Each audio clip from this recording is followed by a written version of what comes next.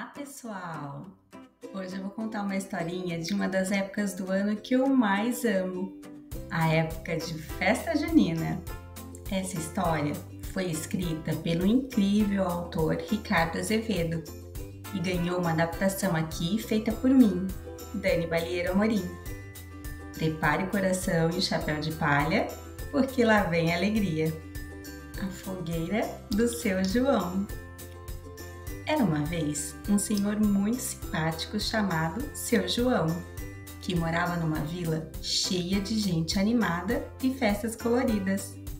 E sabe qual era a época favorita dele? A época da festa de São João. Todo ano tinha música, milho, bandeirinha e, é claro, uma fogueira bem grandona para todo mundo dançar ao redor. Mas naquele ano, Seu João apareceu na praça, disse bem alto: "Este ano quem vai fazer a fogueira sou eu, só eu. E vai ser a maior que essa vila já viu." O povo ficou animado, mas também desconfiado. Como que o Seu João ia conseguir fazer aquilo? Sozinho? Mas Seu João tinha um plano perfeito. Ele foi pedindo lenha para todo mundo e prometendo a cada um o melhor lugar para ver a fogueira quando ficasse pronta. "Ô, Dona Maria, me dá uns gravetinhos. Compadre Chico, tem os troncos sobrando aí? Seu Zeca, e aquele banco quebrado, serve?" Cada um foi ajudando com o que podia e a lenha foi crescendo, crescendo, crescendo até virar uma montanha. Pessoal, uma montanha!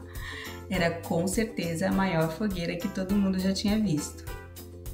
Bom, chegou a noite da festa, né? Todo mundo se reuniu na praça com balões, fogos, comidas muito gostosas. E então, o Seu João acendeu a fogueira.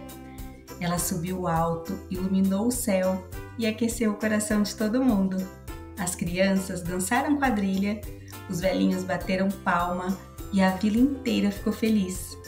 E no final da festa alguém perguntou: "Seu João, por que o senhor quis fazer essa fogueira tão grande?"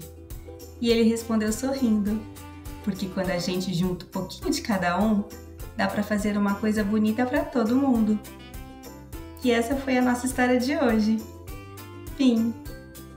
Moral da história, pessoal: quando cada um ajuda com um pedacinho, a alegria fica grandona e todo mundo se aquece com a mesma fogueira.